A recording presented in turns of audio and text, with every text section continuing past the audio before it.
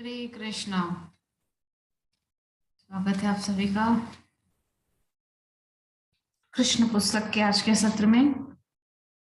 तो कल हम चर्चा किए थे 16वें अध्याय पर।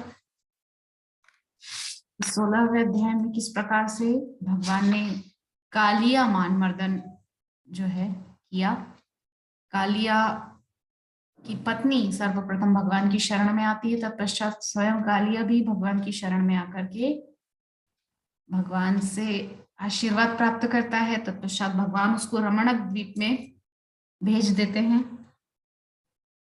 उसके बाद होता क्या है कि जब सब ब्रजवासी वहीं इकट्ठे हो जाते हैं कन्हैया को देखने के लिए कि क्या हुआ, यमुना में प्रविष्ट हो गया, तो सारे ब्रजवासी वहीं एकत्रित हो गए थे और रात हो गई थी, क्योंकि दोपहर में आए थे गैया चराने के लिए। दोपहर तक कालिया का मान मर्दन करने के लिए भगवान यमुना में प्रविष्ट हुए।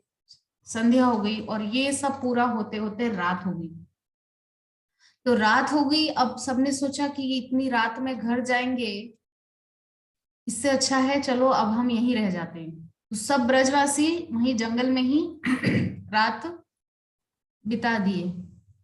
फल वगैरह खा करके, अग्नि जला करके वहीं सबने जो है रात भर डेरा वहीं डाल दिया। तो रात को अचानक से दावाग्नि उत्पन्न हो गई। दावाग्नि अर्थात जंगल की आग। अपने आप गर्मी बढ़ने से जो है घर्षण घर्षण होता है आपस में वृक्षों में, जिससे अपने आप अग्नि प्रज्वलित हो जाती है, अग्नि उत्पन्न हो जाती है। तो ऐसा ही वहां पर भी हुआ। ब्रजवासी बेचारे सीधे साधे जंगल में रात बिताने के लिए रुके तो वहां दावाग्नि लग गई और कृष्ण ने देखते ही देखते उस दावाग्नि का पान कर लिया। ये तो प्रत्यक्ष में दावाग्नि पान किया, एक बार अप्रत्यक्ष में भी कृष्ण और दावाग्नि का पान करेंगे। आगे हम उसका भी अध्ययन करेंगे। तो इस अध्याय का नाम है, 17वां अध्याय है, दावाग्नि का शमन। तो क्या क्या हुआ उसको हम थोड़ा विस्तार से इस अध्याय में देखते हैं। तो कालिया दमन की कथा सुनने के बाद राजा परीक्षित ने शुकदेव गोस्वामी से पूछा कि कालिया ने अपना सुंदर स्थान क्यों त्यागा था और गरुड़ उनके प्रति विरोध क्यों रखता था। अब जो है कालिया मानमर्दन की लीला में थोड़ा डीप में, थोड़ा गहराई में परीक्षित जी महाराज जाना चाह रहे हैं कि आखिर गरुड़ और कालिया के बीच में ये संघर्ष क्यों था, क्यों उनके बीच में ये झगड़ा था, क्या बात थी जो कालिया जो है गरुड़ के डर से यहाँ आकर रह रहे थे, आखिर उनके बीच में ऐसा क्या हुआ था। उस लीला का जो है यहाँ पर सुखदेव जी विस्तार से वर्णन कर रहे हैं। तो सुखदेव गोस्वामी ने राजा को बताया कि नागालय नामक द्वीप सर्पों से बसा था और कालिया वहां का प्रमुख सर्प था। उस द्वीप में सर्प खाने का आदि होने के कारण गरुड़ सर्प खाने आता था और इच्छानुसार अनेक सर्पों को मारता था। उनमें से वह कुछ को खा जाता किंतु अन्यों का वृथा ही वध करता रहता। इससे सर्प समाज इतना भयभीत हो उठा था कि उनके मुखिया वासुकी ने ब्रह्मा जी से रक्षा करने की प्रार्थना की।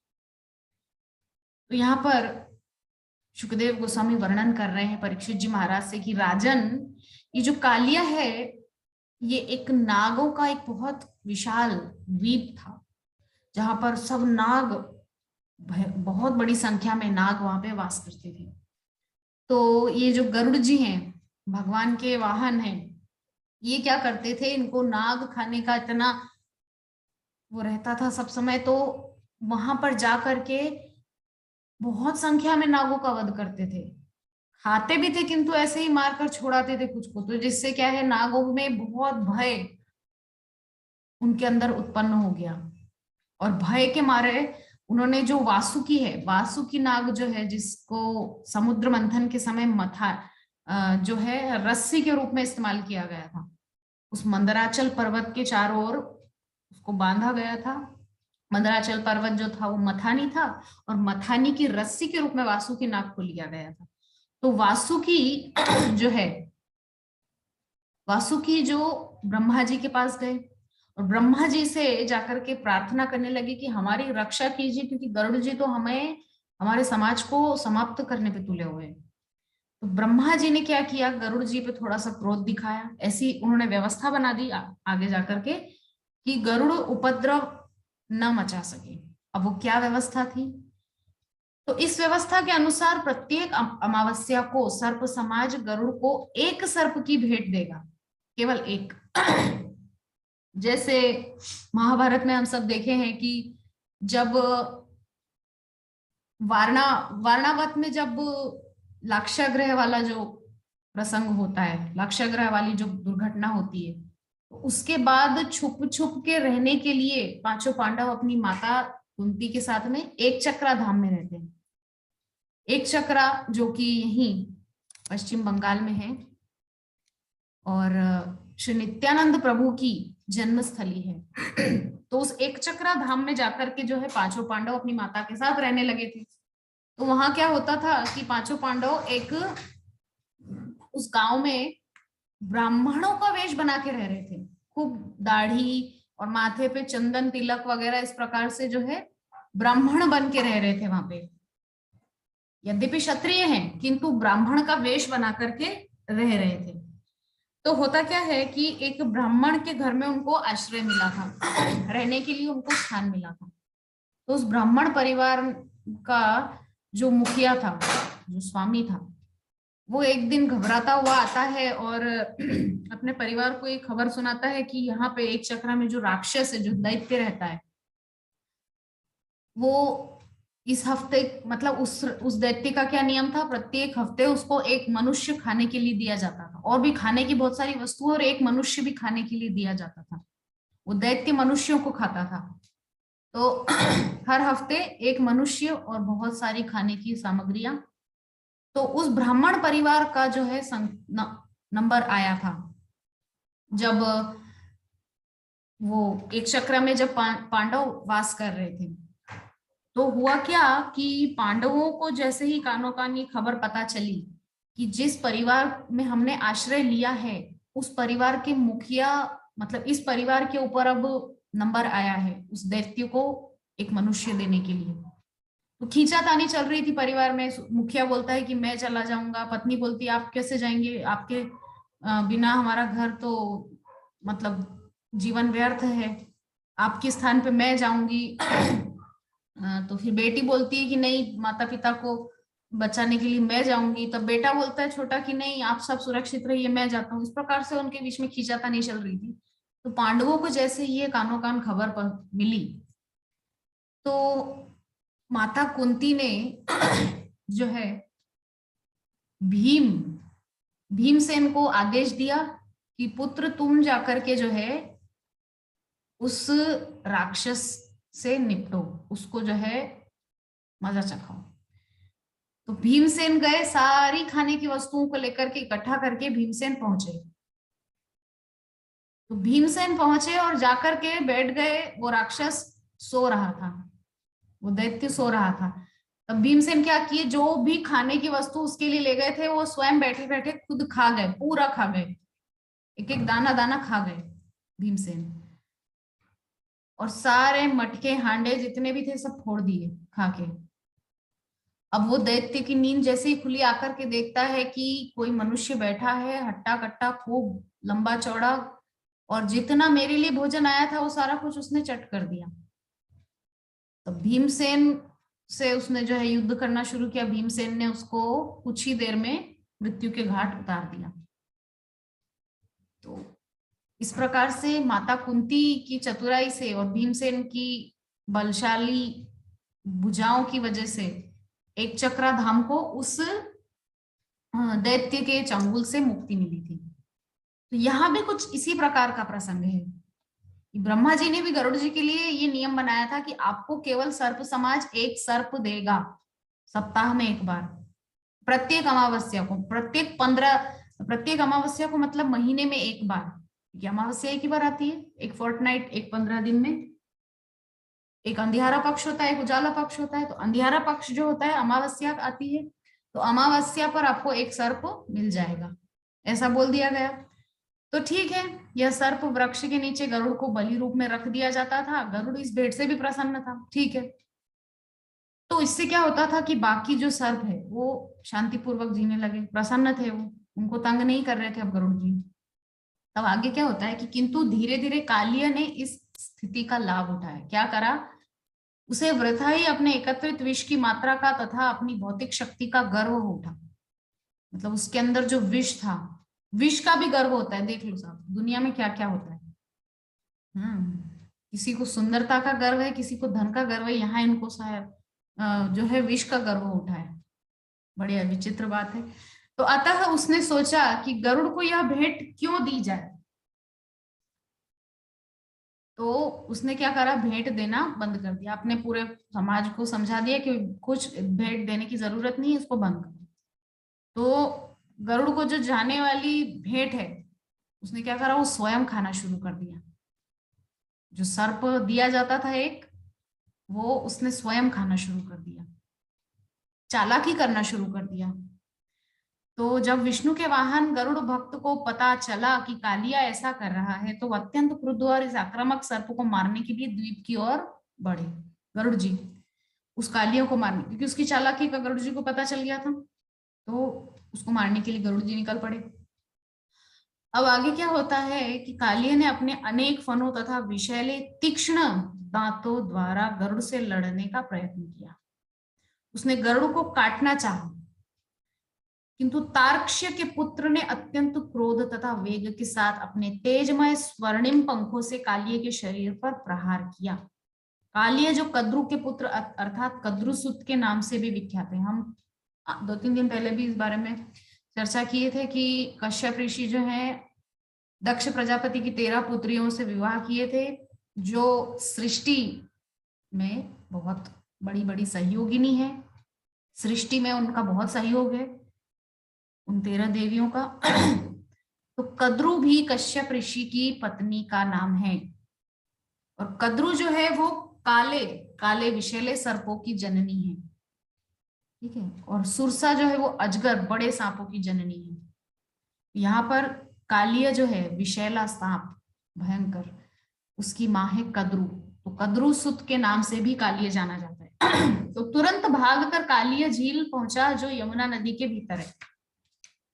हम सब जानते हैं वृंदावन में काली दह नाम से एक जगह है, जहां पर कालिये का मान मर्दन भगवान श्री कृष्ण किए थे। उस जगह का नाम है काली दह। तो काली दह पर जाकर के वो कालिया रहने लग गया, छुप गया जाकर के रिद में, यमुना के रिद में जाकर के बैठ गया। क्यों? क्योंकि उसको मालूम था गरुड़ जी वहां नहीं जा सकते। अब गरुड़ जी वहां क्यों नहीं जा सकते, थोड़ा इस लीला पे हम प्रकाश डालते हैं। तो उसके पीछे जो कारण है कि यमुना जल के भीतर वो क्यों निवास करने लगे। जिस तरह गरुड़ कालिया सर्प के द्वीप में जाता था, उसी प्रकार वह यमुना से भी मछली पकड़कर उन्हें खाने के लिए जाता था। गरुड़ जी जैसे उस नागालय द्वीप में जाते थे जहां पे बहुत सारे नाग होते थे, उसी प्रकार वो यमुना में भी मछलियां पकड़ के खाने के लिए आते थे। किंतु उस समय क्या होता था, गरुड़ जी जब आते थे मछलियां खाने के लिए, तब सौभरी नाम के एक ऋषि, सौभरी नाम के ऋषि जो है यमुना जल के भीतर अंदर उतर के जलमग्न होकर के समाधि लेकर के तपस्या करते थे। तो बहुत महान ऋषि थे, योगी थे, तपस्वी थे। तो मछलियों के प्रति उनको बहुत सहानुभूति थी, क्योंकि देखते थे मछलियां बेचारी चल रही है पानी में, कुछ कुछ दाना चुग रही हैं इस प्रकार से, ठीक है। तो मछलियों को देखते थे, मछलियों के प्रति उनको दया आने लगी। तो उन्होंने गरुड़ जी को जो है चेतावनी दे दी, एक प्रकार से आज्ञा दी, आदेश दिया कि तुम जो है यहाँ पर मछलियों को तंग करने के लिए मत आया करो। यद्यपि वह भगवान विष्णु का वाहन होने के कारण किसी की आज्ञा के अधीन नहीं थे। गरुड़ जी तो भगवान के वाहन है ना, साक्षात श्री हरि महाविष्णु के वाहन है। तो उनको किसी की आज्ञा के अधीन होने की तो आवश्यकता नहीं है। किंतु उसने इस महान योगी की आज्ञा का उल्लंघन नहीं किया। क्यों? आगे क्या बोला था सौभरी ऋषि ने? सौभरी ऋषि ने बोला था कि तुम अगर यमुना में मछलियों को मारने के लिए आए तो तुम मर जाओगे, तुरंत मर जाओगे। ऐसा उन्होंने आदेश दे दिया, आज्ञा दी कि तुम आज के बाद कभी भी इस यमुना नदी में मत आना। यहां मैं तपस्या कर रहा हूं मछलियों को मारने के लिए यहां मत आना, अगर आए तो तुम मरोगे। तो ठीक है, आज्ञा का उल्लंघन नहीं करने की बात सोच करके गरुड़ जी ने यमुना के समीप भी आना बंद कर दिया। उसी बात का फायदा उठा करके कालिया यमुना के रिद में जाकर के, काली दह में जाकर के रहने लगा परिवार सहित। ठीक है, तो यह शाप केवल कालिये को ज्ञात था। तो उसको बहुत अच्छा लगा सुन के कि ये तो बहुत मेरे लिए बेनिफिशियल है, मेरे लिए तो ये बहुत फायदे की बात है, मेरे लिए तो बहुत लाभ फायदे का सौदा है। तब मैं जाकर के वहीं रहता हूँ जहाँ गरुड़ जी नहीं आ सकते। ठीक है, तो उसने आके यमुना दह में अपना डेरा जमा लिया। किंतु काली द्वारा सौभरी मुनि की शरण में जाना सफल नहीं हुआ। उसे गरुड़ के स्वामी कृष्ण ने यमुना से मार भगाया। गरुड़ जी कौन है? भक्त हैं। भक्त की रक्षा भगवान नहीं करेंगे तो कौन करेगा? और वही सौभरी ऋषि मछलियों के प्रति इतनी सहानुभूति रखते थे, मछलियों को ही उन्होंने जो है संगम करते हुए देखा और वहां जो है भ्रमित हो गए, भटक गए और बाहर निकल के आए शादी करने की लालसा लेकर मन में। मानधाता जो है सूर्यवंशी महान राजा थे, मानधाता जो नर्मदा किनारे बहुत उन्होंने यज्ञ किए थे। तो मानधाता की 50 कन्याओं से एक साथ शादी कर ली उन्होंने। इतना उनके मन में जो है संसार के प्रति आकर्षण एकदम से उत्पन्न हुआ। कहाँ तो इतने महान योगी थे कि जल के अंदर घुस करके तपस्या कर रहे थे कि कहीं से कुछ जो है अटैचमेंट ना हो, कोई किसी से मेरा कुछ लेना देना ना हो, कोई भटकाव ना हो, कोई डिस्ट्रैक्शन ना हो। किंतु ऐसे फंसे उस मछली को देख करके, और देखिए 50 पत्नियां हो गई। तो इस प्रकार से सौभरी ऋषि के शाप की वजह से गरुड़ वहां नहीं आते थे। किंतु भगवान श्री कृष्ण ने कालिया को यमुना से भगा दिया और पुनः यमुना को स्वच्छ, सुंदर और ब्रजवासियों के उपयोग के अनुकूल बना दिया। तो यहाँ यह ध्यान देने योग्य बात है कि गरुड़ का सीधा संबंध किससे है? श्री भगवान से है। हम पहले भी इस बात पे चर्चा कर चुके हैं कि कृष्ण ही आगे जाकर के विष्णु हैं।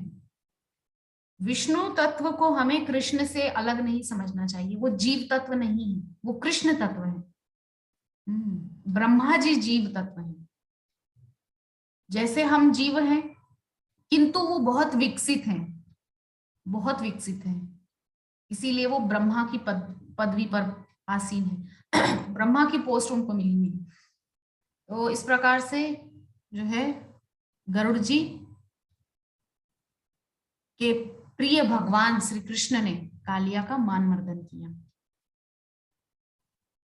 वो बलशाली बहुत है गरुड़ जी, उन्हें कोई ना तो आदेश दे सकता है न ही शाप। वस्तुतः गरुड़ को, जिन्हें श्रीमद् भागवतम में भगवान के स्तर के समकक्ष बताया गया है, सौभरी मुनि द्वारा शाप दिया जाना अपराध था।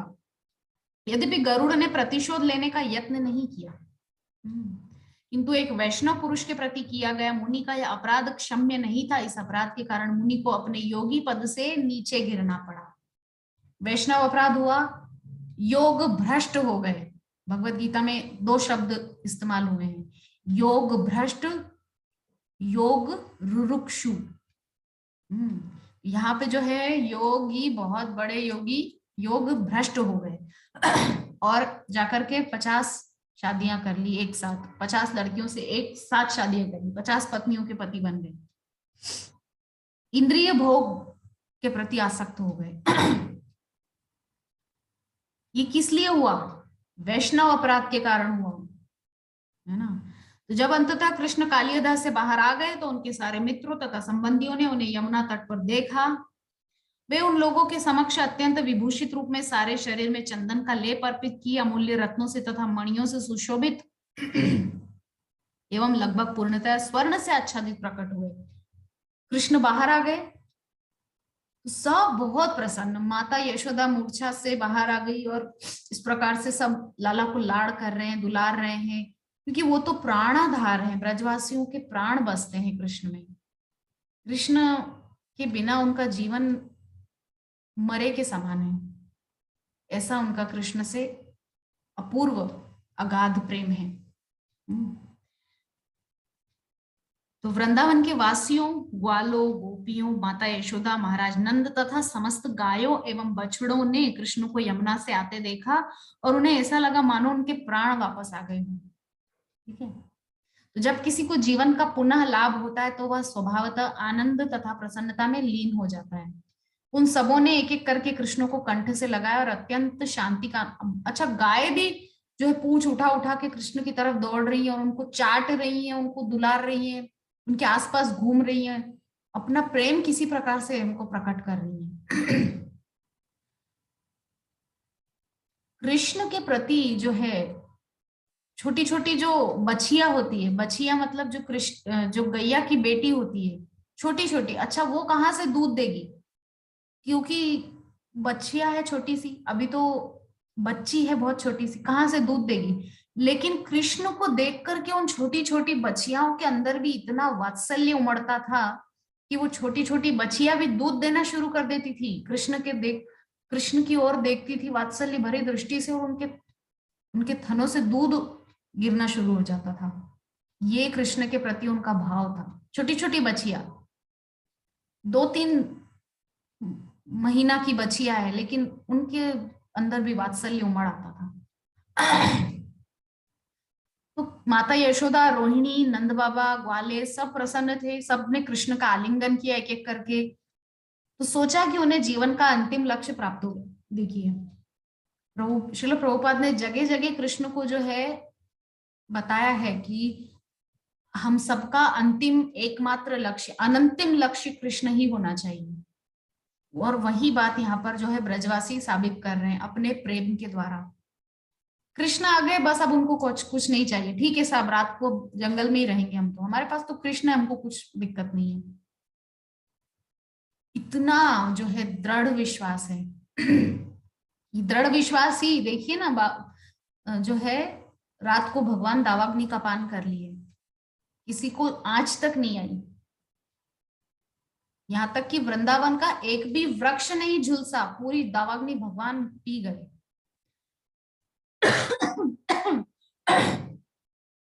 यहाँ पर पे बलराम दाऊ भैया भी कृष्ण का आलिंगन किए, चूम रहे हैं अपने प्यारे छोटे भाई को।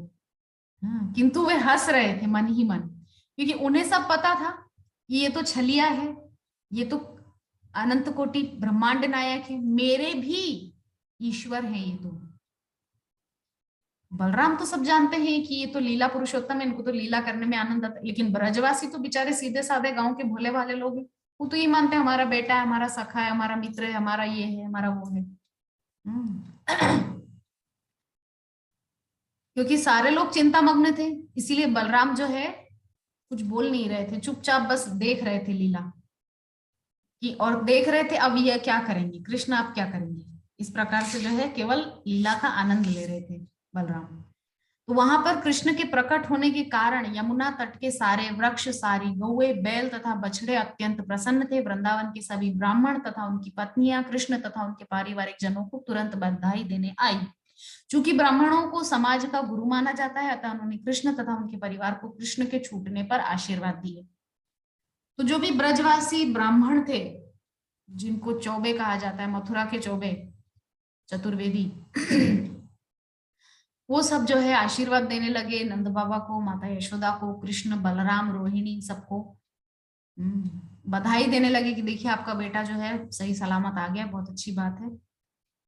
और इस अवसर पर उन्होंने क्या किया, नंद महाराज से दान देने के लिए। तो नंद बाबा तो तैयारी बैठे रहते थे, महात्मा है वो तो, महामना है, जब कृष्ण गोकुल आए थे तो नंदस्त्वात्मज उत्पन्ने जातः लादो महामना आहूय विप्रान वेदज्ञान स्नातः शुचिर अलंकृतः। क्या कह रहे हैं? नंद स्वात्मज उत्पन्ने जातः लादो महामना, नंद बाबा के आत्मज हुआ है। जातः लादो महामना, इतना आह्लाद नंद बाबा के अंदर से प्रकट हो रहा है। ये आह्लाद कौन है? यही तो श्रीमती राधा रानी है जो हमको कृष्ण से मिलाती है। पहले आह्लाद प्रकट होता है और नंद बाबा क्या बन गए? महामना, जाता लादो महामना, इतने महान मन वाले हो गए कि ले लो, जिसको जो चाहिए सब ले जाओ, क्योंकि मुझे तो सबसे बड़ी संपत्ति कृष्ण मिल गए। इसीलिए उन्होंने खोल दिए थे सारे भंडार, जिसको जो चाहिए ले जाओ।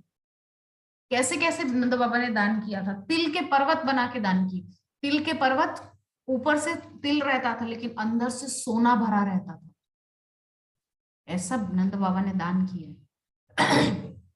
हाँ, ऐसे सोने के पर्वत, ऊपर से तिल उस पे लगा देते थे, तो देखने में ऐसा लगता था कि तिल के पर्वत नंद बाबा दान कर, लेकिन वो तिल बाहर से तिल होता था, अंदर से स्वर्ण भरा भरा रहता था उसमें। तो इस प्रकार से नंद बाबा जो है महामना हो गए थे। अब यहाँ पर भी जो है ब्राह्मण लोग क्या कर रहे हैं? नंद बाबा से विनती कर रहे हैं कि आप थोड़ा दान कीजिए। तो नंद बाबा तो सब समय तैयार रहते हैं कि ठीक है, मेरे कृष्ण के लिए मैं कुछ भी करूंगा, एनीथिंग फॉर कृष्ण। एक बार अमोघ लीला प्रभु का एक लेक्चर सुन रही थी, उसमें वो बता रहे थे कि एक बार श्रील प्रभुपाद के पास श्रील प्रभुपाद के एक शिष्य आकर के बोलते हैं कि प्रभुपाद, मैं संन्यास लेना चाहता हूँ। तो श्रील प्रभुपाद ने कहा कि आपकी तो पत्नी है, बहुत सुंदर भक्त है, इत्यादि वगैरह। तो श्रील प्रभुपाद ने उनकी पत्नी से भी इस बारे में पूछा कि देखिए, आपके पति जो है संन्यास लेना चाहते हैं। तो वो माता जी ने क्या कहा? प्रभुपाद, आपके लिए कुछ भी, एनीथिंग फॉर यू, आप ले लो इनको। तो ये जो है भाव उनका श्रील प्रभुपाद के प्रति था, अपने पति को समर्पित कर दिया श्रील प्रभुपाद के चरणों में। तो इसी प्रकार से नंद बाबा जो है अपने आप को, अपनी संपत्ति को कृष्ण के चरणों में समर्पित कर दिए हैं। इसीलिए कृष्ण के लिए कुछ भी, नंद बाबा का एक ही कहना है, कृष्ण के लिए कुछ भी। कृष्ण के लिए बसा बसाया गोकुल गांव छोड़ के आ गए, सबके अच्छे बढ़िया घर बने हुए थे, लेकिन कृष्ण की प्रसन्नता के लिए, कृष्ण को कष्ट ना हो। कृष्ण जो है गोकुल में बार बार कष्ट पा रहे थे, ये असुर आता है, वो असुर आता है, पेड़ गिरता है, ये वो। कृष्ण की सुरक्षा के लिए छोड़ करके इधर आए, नंदगांव बसाया। तो ये भाव जब आ जाए हमारे जीवन में कि एनीथिंग फॉर कृष्ण, कृष्ण के लिए कुछ भी,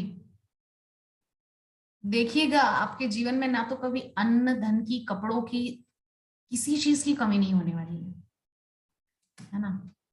तो नंद बाबा ने, महाराज नंद कृष्ण की वापसी से प्रसन्न होकर ब्राह्मणों को अनेक गौवे तथा प्रभुत सोना दान में दे। देखिए कितनी बार नंद बाबा के दान करने का प्रसंग आया है, कितनी बार। पहले तो जब गोकुल में कृष्ण आए, प्रकट हुए, तब, उसके बाद पूतना जब मारी भगवान ने, तब भी स्वस्ति वाचन करने के लिए ब्राह्मण आए, फिर दान हुआ। इस प्रकार से बार बार जब भगवान की करवट लेने की लीला हुई, तब भी दान हुआ। पता नहीं कितनी जगह यहाँ पर नंद बाबा दान किए हैं। तो कृष्ण के लिए। तो जब नंद महाराज इस प्रकार से व्यस्त थे तो माता यशोदा कृष्ण का आलिंगन मात्र करके उन्हें अपनी गोद में बैठाकर निरंतर अश्रुपात करती। माता रोए जा रही है और कृष्ण को चूम रही है, लाड़ कर रही, दुलार कर रही है, छाती से लगा रही है। क्योंकि रात हो चुकी थी तो सब जो है गऊ बछड़ों समेत वृंदावन के समस्त वासी अत्यधिक थक गए थे बेचारे। दिन भर एक तो गऊ चराते हैं, फिर खड़े खड़े सब प्रतीक्षा कर रहे थे कि कब कृष्ण जो है बाहर आए, यमुना से कालिया मान मर्दन करके आए बाहर। तब तक रात हो गई थी, सब थक गए थे। अब इतना चल के पूरा वन पार करके फिर कहाँ जाएंगे नंदगांव? इससे अच्छा है सब वहीं रुक गए, वहीं यमुना तट पर ही विश्राम करने का निर्णय लिया। अर्धरात्रि में जब सब सोए थे तो अचानक से दावाग्नि लग गई, और दावाग्नि लग गई तो ऐसा लगा कि ये जो दावाग्नि है ये 1 मिनट में, चुटकियों में सबको निगल जाएगी। उन्हें जो ही अग्नि की तपन का अनुभव हुआ, त्यों ही उन्होंने भगवान श्री कृष्ण की शरण ग्रहण करी। यद्यपि वे उनके शिशु की भांति खेल में मग्न थे, वे सब कहने लगे, हे कृष्ण, हे भगवान, हे बल के आगार प्रिय बलराम, हमें इस सर्वभक्षी तथा विनाशक अग्नि से बचाएं। हमारे पास तुम्हारे अतिरिक्त कोई अन्य शरण नहीं। ये देखिए, श्रीमद् भगवद गीता में भगवान बहुत सुंदर एक श्लोक कहे कि अनन्यांस चिंतयन्तो माम जे जनाः पर्युपासते तेषां नित्याभियुक्तानां योगक्षेमं वहाम्यहम्। क्या कह रहे हैं? अनन्यांस चिंतयन्तो माम, अन्य आश्रयों को छोड़ के जो केवल मेरा ध्यान करता है। जैसे अजामिल किसका ध्यान कर रहा था? अपने पुत्र का ध्यान कर रहा था, किंतु फिर भी बचाया तो भगवान ने ही ना।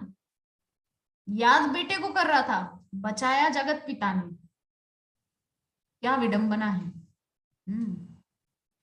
और यहां ब्रजवासी बिल्कुल खुले मुख से बोल रहे हैं, बिल्कुल बिना घबराए बोल रहे हैं कि हमारा आपके अलावा कोई आश्रय नहीं। जान नहीं रहे कि वो 6 वर्ष का बच्चा है, छोटा सा।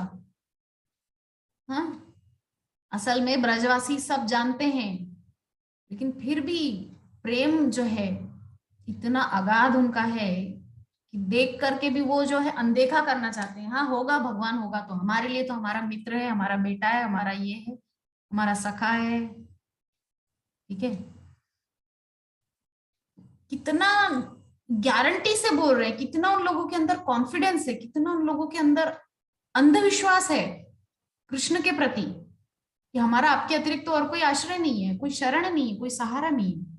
स्पष्ट बोल दिया उन लोगों ने, ये जो अग्नि है ये हम सबको निकल जाएगी। प्रार्थना कर ही रहे थे कि आपके अलावा, आपके चरण कमलों के अतिरिक्त तो और कोई शरण नहीं है और हम ग्रहण नहीं करेंगे। क्या बोल रहे हैं ब्रजवासी? प्रार्थना की कि वे उनके चरण कमलों के अतिरिक्त अन्य किसी की शरण ग्रहण नहीं करेंगे। भगवत गीता में भी भगवान ने स्पष्ट रूप से घोषणा की है कि मेरे भक्त बनो, मेरे लिए यज्ञ करो, मेरा नाम जप करो, सब कुछ मुझे समर्पित करो। किंतु फिर भी लोग जो है भटकना चाहते हैं। ठीक है, कभी कभी किसी स्थान पे जाने के अलग अलग 4-5 मार्ग होते हैं, जिसमें से एक तो इतना छोटा होता है कि हम तुरंत 5 ही मिनट में उस स्थान पर अपने गंतव्य पे पहुंच जाते हैं।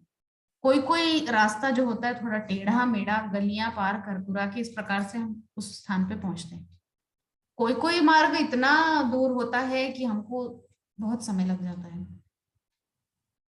तो जब कृष्ण के प्रति हम सीधा पहुंच सकते हैं श्रीमद् भागवतम की शरण लेके, हरिनाम की शरण लेके, क्या आवश्यकता है हमें अन्य देवी देवताओं के गली कूचों से होकर गुजरने की और कृष्ण तक पहुंचने की?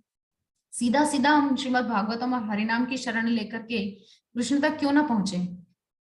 क्या जरूरत है इतने गोते खाने की, इतना जो है भटकने की, इतना धक्के खाने की, इधर उधर गलियों में भटकने की क्या आवश्यकता है? सीधा सीधा कृष्ण तक पहुंचे।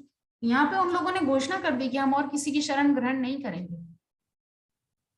तो भगवान कृष्ण ने कृपालु बनकर तुरंत ही ब्रजवासियों के उस अश्रु पूरित मुख को देख करके, इतनी कृपा उनके अंदर, इतनी करुणा उमड़ आई कि तुरंत उन्होंने सारी दावाग्नि को मुख खोल के पी लिया, सारी दावाग्नि को पी लिया और सबको बचा लिया।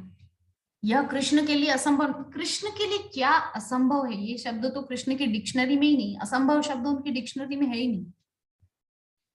कर्तुम अकर्तुम अन्यथा कर्तुम समर्थ ईश्वर है, सब कुछ करने में समर्थ वो ईश्वर है, उनको क्या असंभव है? इच्छा अनुसार कुछ भी कर सकने की असीम शक्ति उनके अंदर है, सब कुछ।